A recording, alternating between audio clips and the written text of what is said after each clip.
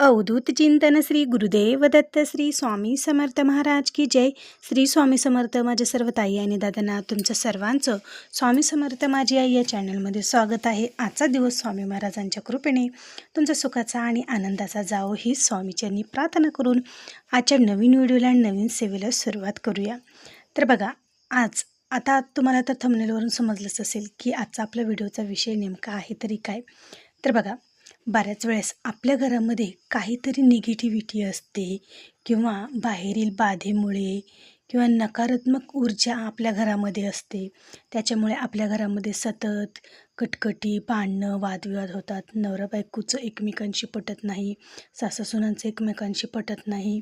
अशा बऱ्याचशा म्हणजे बरेचसे कारणं आपल्या घरामध्ये होतात. मग त्याचं कारण पण बाहेरील बाधेमुळे असतं किंवा घरातील नकारात्मकता जी असते त्याच्यामुळे असतं.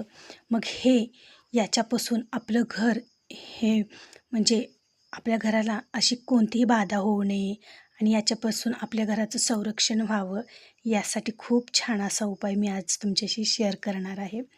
तर बघा, आता बऱ्याच ताई आणि दादा स्वामी महाराजांची सेवा करतात. त्यांना स्वामींच्या लीलेबद्दल सगळी काही माहिती आहे. स्वामींची लीला ही किती अगाध आहे ही कोणाला सांगण्याची गरज पण नाही आहे. पण ज्या कोणाला स्वामींची लीला काय आहे, स्वामींच्या या नेमक्या सेवेने काय आपल्यासोबत घडतं हे कोणाला जर माहीत नसेल तर त्या ताईंसाठी हा व्हिडिओ खरंच खूप महत्त्वाचा आहे बरं का.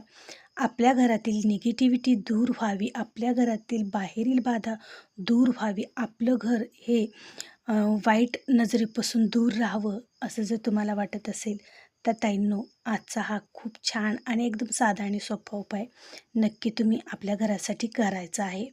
आता बघा, आपल्या घरामध्ये स्वामींची मूर्ती किंवा फोटो किंवा दत्त महाराजांची मूर्ती किंवा फोटो घरात असणं खूप महत्त्वाचं आहे. त्यांचं अधिष्ठान आपल्या घरामध्ये असणं खूप महत्त्वाचं आहे बरं का. कारण ज्या घरामध्ये स्वामी माऊली आहेत ना, तर त्या घरामध्ये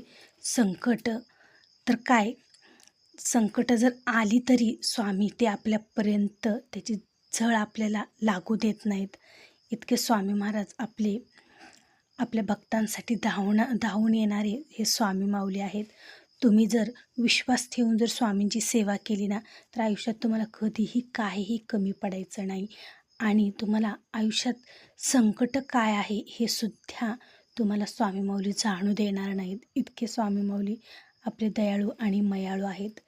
तर बघा, आपलं घर हे नजरदोषापासून संरक्षण आपल्या घराचं व्हावं, बाहेरील बाधेपासून आपल्या घराचं संरक्षण व्हावं, घरातील जी काही नकारात्मक ऊर्जा आहे तर ती आपल्या घरातून नाहीशी व्हावी असं जर तुम्हाला वाटत असेल तर स्वामी महाराजांच्या मूर्तीवर तुम्हाला प्रत्येक गुरुवारी अभिषेक करायचा आहे.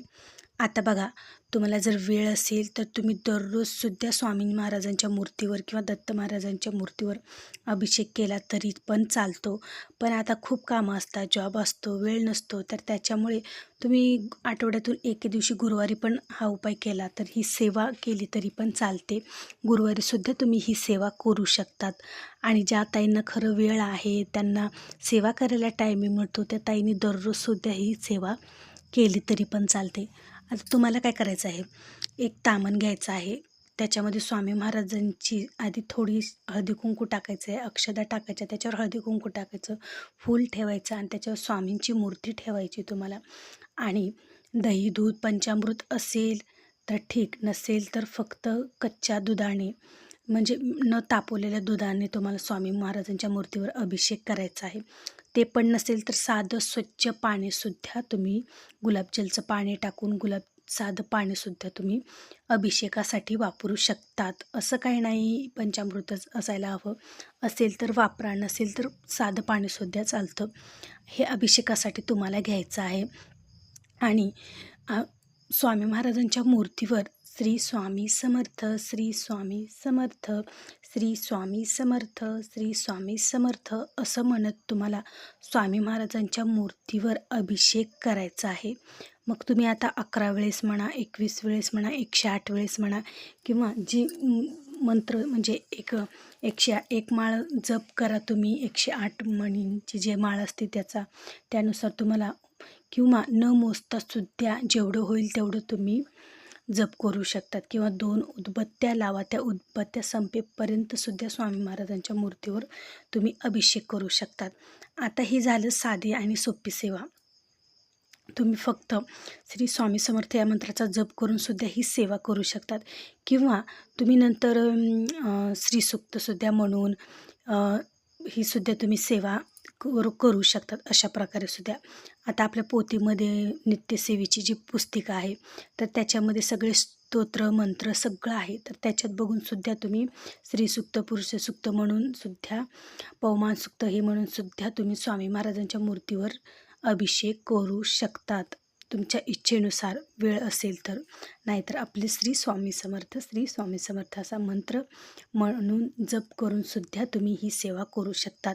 नंतर जे अभिषेकाचं जे आपण अभिषेक घातलेले जर तीर्थ आहे स्वामी महाराजांच्या मूर्तीवर आपण पंचामृताने जे अभिषेक केलेला आहे ते तीर्थ, मग त्याच्यावर आपण मंत्रोपचार केल्यामुळे त्या तीर्थामध्ये एक वेगळीच ऊर्जा निर्माण झालेली असते. आपण मंत्र बोललेली आणि स्वामी महाराजांच्या म्हणजे स्वामींना प्रत्यक्ष आपण स्वामींचा अभिषेक केलेला आहे. मग ते तीर्थ किती चमत्कारी आणि पवित्र बरं.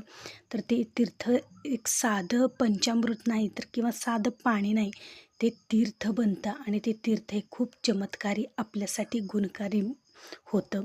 तर ते तीर्थ तुम्हाला घ्यायचं आहे. घरातील सगळ्या व्यक्तींना ते तीर्थ पिण्यासाठी तुम्हाला द्यायचं आहे.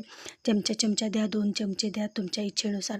घरातील जेवढे काही लहान मुलं आहेत वयोवृद्ध आहेत सगळ्यांनाच सगळ्यांनी ते तीर्थ पिण्यासाठी घ्यायचं आहे. आणि जे उरलेले तीर्थ आहे तर ते तुम्हाला घरातील सगळ्या कानाकोपऱ्यामध्ये शिंपडायचं आहे. हात थोडेसे बुडवून सगळ्या कानाकोपऱ्यामध्ये घरामध्ये शिंपडायचं आहे. जर तुम्ही असं केलं तर घरातील जी नकारात्मक ऊर्जा आहे तर ती ऊर्जा तुमच्या घरातून हळूहळू कमी होईल. बाहेरील बाधा निगेटिव्हिटी ही तुमच्या घरामध्ये प्रवेश करणार नाही. आणि नित्यनियमाने स्वामी महाराजांचे तारक मंत्र, स्वामी महाराजांचा जप आपल्या घरामध्ये मोठ्याने तुम्ही म्हणा किंवा मोबाईलला यूट्यूबला लावून द्या. अशा प्रकारे ज्यावेळेस आपल्या घरातील स्तोत्र मंत्र पठण केले जातात तर त्या स्तोत्राची मंत्राची जी ऊर्जा असते ती ऊर्जा बाहेरील निगेटिव्हिटी आपल्या घरामध्ये येऊ देत नाही. आणि आलीच तर ते खूप काळ आपल्या घरामध्ये टिकतही नाही. आणि अशा प्रकारे जर तुम्ही स्वामी महाराजांच्या अभिषेकाचं तीर्थ घरातील सर्व व्यक्तीनं पिलं, घरामध्ये शिंपडलं आणि जर राहिलं तर तुम्ही झाडाच्या बुडाला कुठेही ओतून देऊ शकतात. अशा प्रकारे जर तुम्ही प्रत्येक गुरुवारी किंवा दररोजसुद्धा हा उपाय केला आहे किंवा आता गुरुपौर्णिमेपर्यंत, आज गुरुवार आहे, आजपासून ते गुरुपौर्णिमेपर्यंत सुद्धा तुम्ही दररोज स्वामी महाराजांचा अभिषेक करून सुद्धा अशा प्रकारे हे तीर्थ नक्की करा आणि छान असा अनुभव घ्या. बघा नक्कीच तुम्ही स्वतः अनुभवाल की या तीर्थाने किती चमत्कार तुमच्या आयुष्यामध्ये झालेला आहे. तुम्हाला 3 दिवसात सुद्धा या तीर्थाचा खूप छान असा अनुभव येईल. तर ताईंनो आणि दादांनो नक्की हा उपाय आवर्जून करा. तर असा होता आजचा व्हिडिओ. आवडला असेल तर एक लाईक नक्की जरूर करा आणि कमेंटमध्ये श्री स्वामी समर्थ लिहायला विसरू नका. चला तर मग भेटू पुन्हा एका नवीन व्हिडिओसोबत, नवीन सेवेसोबत. तोपर्यंत माझ्या सर्व ताई आणि दादांना श्री स्वामी समर्थ.